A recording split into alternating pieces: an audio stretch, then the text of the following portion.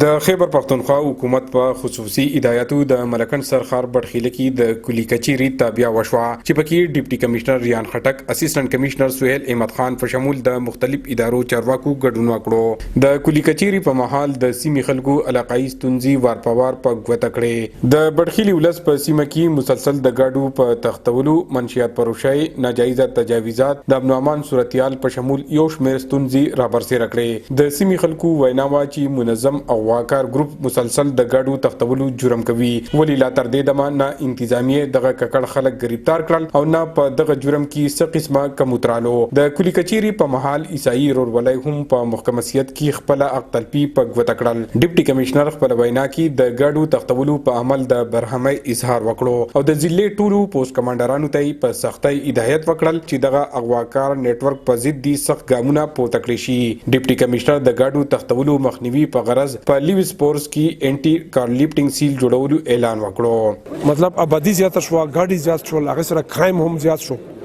که تاسو دا بلې ضلع سره کمپیر کو نو نور ضلعو کې هم داسې حالات دي، خو ان شاء الله موږ ملکان لیویس چې دی هغه ډېر پروفیشنل دی، ډېر تکړه دی او موږ دا چیلنج چې دی دا چیلنج اکسپټ کړی دی. ان شاء الله موږ ډېر زر دا کار لیفټینګ دا کوم ګینګ چې دی بست کوو به ان شاء الله. د سیمې خلکو غوښتنه کړې ده چې په کلی کچيري کې شوي فیصلې دي عملي کړي شي چې د سیمې نه د غواکارو او نورو جرایم پیشه خلکو خاتمه یقیني شي. عمران زریاب، خیبر نیوز، بټخیله، مالکن.